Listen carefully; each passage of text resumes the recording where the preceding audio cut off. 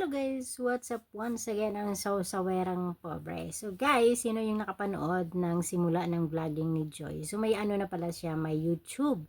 So ito nga guys, grabe suportahan natin. Guys, ito yung ano niya, yung views ngayon nung napanood ko. O di ba ang laki ng kanyang views. So sana maging successful si Joyce. Ito nga guys, ating pakinggan yung ano, yung pagsimula niya kanina, nakakatuwa siya panoorin. Ito guys, pakinggan natin. Sabihin ko. First vlog mo. Ano sasabihin ko? Ano ba? Paano ba gusto mo ano? Paano yung gusto mo ang intro? Try mo lang.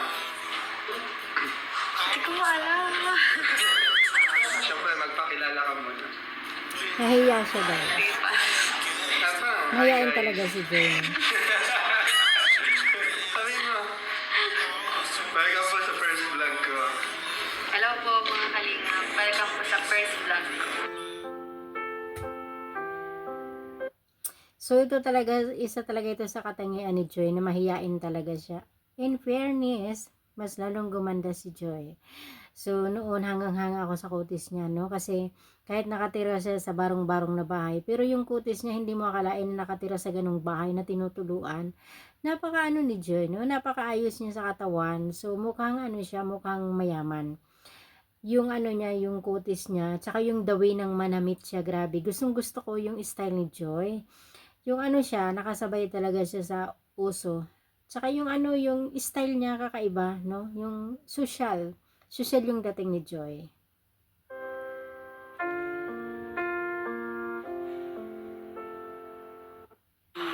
Kuya Rob, sana po supportahan niyo po ako sa aking channel para po sa journey ko as a nursing student. Siyempre, supportahan natin, Angels ni guys. Kuya Rob. Siya man din yung mga gusto mo. Yung ano ba yung mga gusto mo ipakita sa kanila sa mga contents mo? Yung mga sabihin ko. Bakit ka na? Bakit na gumawa ka ng YouTube channel? Actually, si Kuya Rob talaga yung push din na magawa ako ng YouTube channel para sa akin, sa future ko, sa family ko. Siyempre, makakatulong din to para sa amin. Siyempre, nag-aaral kami, yung mga kapatid ko. Ayun. At siyempre, para sa inyo po mga kalingap. So, yun, di ba? Nakaka-proud si Kalinga Prab. Kasi, imbis na mapunta, siyempre, pag binablog nila si Joy, siyempre yung views sa kanila. So, dahil nga si Rob, hindi selfish, tignan mo, pinahihinto natin sila gumawa ng sarili nilang channel. Para at least may mga sarili silang kita. Di ba na, kung tutuusin, sila na talaga yung mag-vlog kasi nga, para sa kanila yung views, para kahit paano, di ba? At saka kahit naman kumikita sila sa pag-vlog sa kanila, kumikita si Rob, at least napupunta din naman sa kanila yung earnings ng mga video. Kaya minsan nakakalungkot doon sa mga tao na hindi natin maintindihan kung bakit patuloy pa rin na ginagawaan sila ng kung ano nung kwento, no? Na kung ano-ano yung kwento na makagawa lang ng kwento para lang makapagpanera. Pero syempre hindi naman natin yung pinapatulan at syempre patuloy tayo na sumusuporta sa Kalingap. So ito na nga guys, patuloy natin panoorin ang vlog ni Joy. Sa future natin,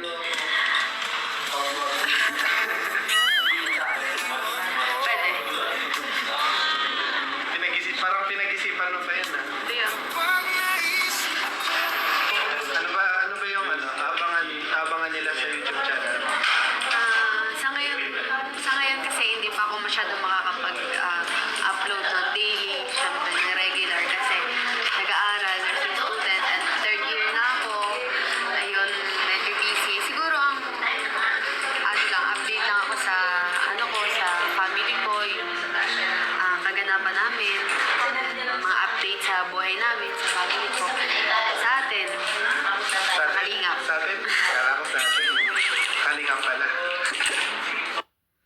Grabe no, ang bilis. Third year college na pala si Joy. So, sino mag-aakala, grabe, 1 year na lang, no? 1 year na lang. Di ba 4 years lang naman yata ang nursing? So, 1 year na lang, gagraduate na siya. Grabe, no? Sino-sino talaga mag-aakala?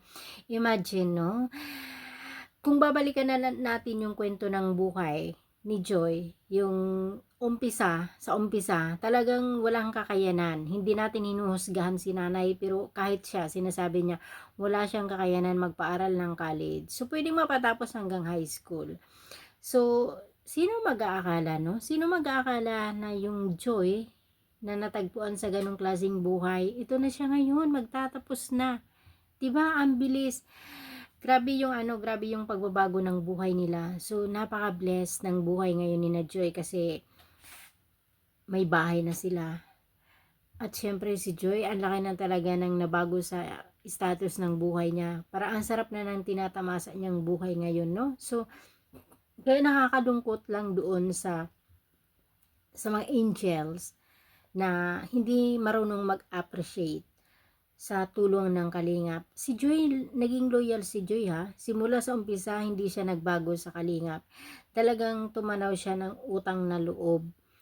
Kung paano natin siya nakilala, although yung pagiging mahiyain niya hindi pa rin nababago. So, at least yung pag-uugali niya, yung pagtanaw ng utang na loob dun sa mga tumutulong is nandoon. Hindi kagaya dun sa isa na akala natin napakabait, napakaamo ng mukha, maganda, pero sa likod pala nun grabe, halimaw. No? Halimaw yung ugali. So, ito na nga guys, tuloy natin. So ano yung masasabi mo kasi, syempre si Kuya Rob na yung nagsabi na magkakaroon ka na ng channel, pinayagan ka niya na mag-vlog. Ano masasabi mo kay Kuya Rob? Siyempre, thankful ako kay Kuya Ram. Thank you, Kuya Ram, kasi pinayagan mo na po ako magkaroon ng channel. Ito, sarili ko. Thank you so much, Kuya Ram. And sa inyo po. Kasi simula, syempre, sigla Kuya Ram, simula nung na-scout ako nila Kuya Ram, naging beneficiary ako. Hindi nila kami pinabayaan, lalo-lalo na yung family ko. And sila yung tumayong kuya sa akin. Talaga naggabay, nag-guide as a person, syempre, para O, di ba? At least marunong siya magpasalamat. Di ba? So, marunong siya mag-appreciate sa tulong sa kanya, sa tumulong sa kanya. Alam niya pasalamatan yun. Hindi kagaya dun sa isa na hindi pa rin nakontento. Hindi mo maintindihan kung ano yung nakita niya para gumawa pa rin ng kwento na hindi pa rin marunong magpasalamat. Di ba? Napaka talaga, napakasama. Alam mo, gumawa siya ng kwento na hindi talaga natin makakalimutan sa buhay natin dito sa Kalingap. Na hindi mo alam kung ano yung nagtulak sa kanya para masamain pa rin ang Kalingap, no? Samantalang siya na nga yung blessed na blessed sa buhay, siya pa rin yung hindi magpasalamat. Siya yung may pinakamagandang bahay, siya yung nabiyayaan ng sobra-sobra, hindi pa rin marunong magpasalamat. At least ito si Joy, marunong magpasalamat, marunong mag-appreciate, di ba? So, yun. nandito ako po sa ganitong kalagayan. Hanggang ngayon, bigyan naman ako ng opportunity ni Kuya Ram na makapag-vlog para sa akin at sa family ko, syempre. Para may income, para sa future. Natuwa na vlog. So, yun, guys. So, may abangan na tayo na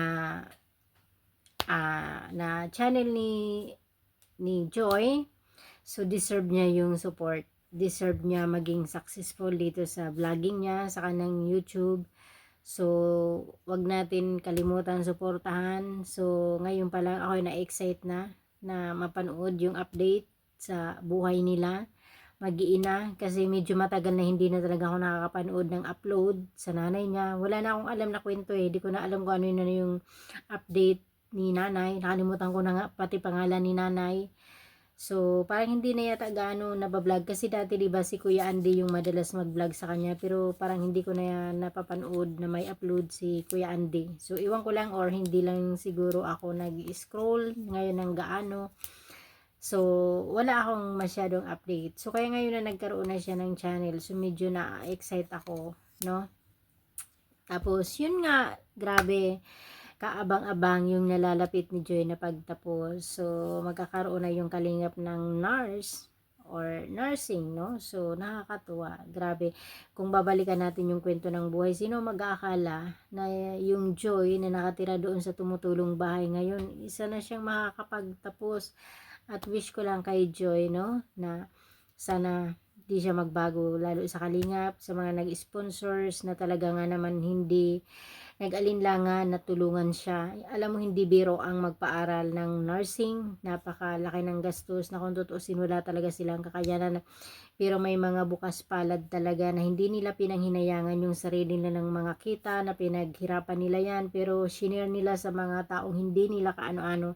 So, proud na proud din talaga ako sa may mga mabuting puso na handa silang gumastos doon sa mga tao na hindi naman talaga nila kaano-ano, na kung tutuusin, grabe, sa ngayon, sa panahon ngayon, kahit kamag-anak mo, hirap sila magbitaw ng pera para tumulong.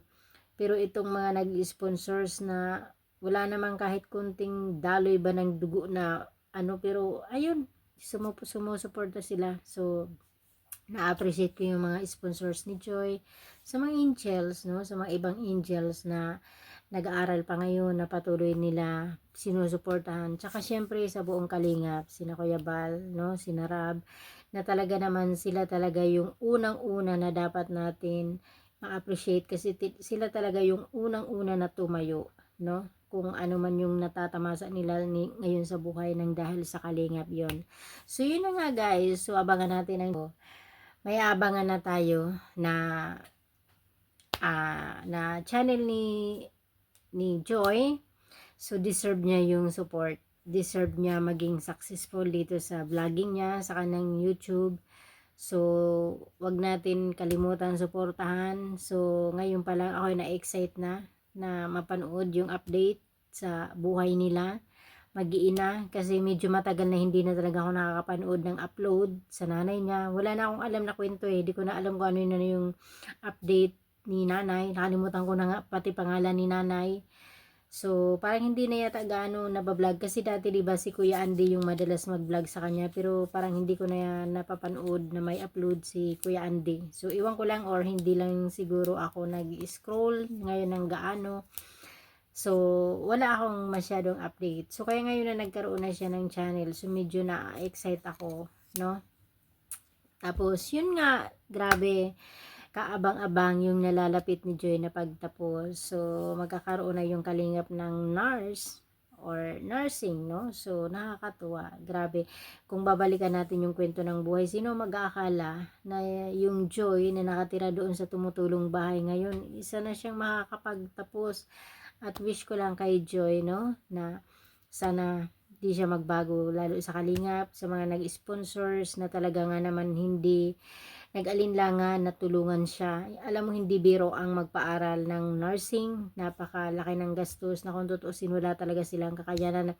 Pero may mga bukas palad talaga na hindi nila pinanghinayangan yung sarili nila ng mga kita na pinaghirapan nila yan. Pero shinare nila sa mga taong hindi nila kaano-ano. So, proud na proud din talaga ako sa may mga mabuting puso na handa silang gumastos doon sa mga tao na hindi naman talaga nila kaano-ano, na kung tutuusin, grabe, sa ngayon, sa panahon ngayon, kahit kamag-anak mo, hirap sila magbitaw ng pera para tumulong. Pero itong mga nag-sponsors na wala naman kahit kunting daloy ba ng dugo na ano, pero ayun, sumusuporta sila. So, na-appreciate ko yung mga sponsors ni Joy, sa mga angels, no, sa mga ibang angels na nag-aaral pa ngayon, na patuloy nila sinusuportahan. Tsaka syempre sa buong kalingap, sina Kuya Bal, no, sina Rab, na talaga naman sila talaga yung unang-una na dapat natin ma-appreciate, kasi sila talaga yung unang-una na tumayo, no, kung ano man yung natatamasa nila ngayon sa buhay ng dahil sa kalingap yon. So yun na nga guys, so abangan natin ang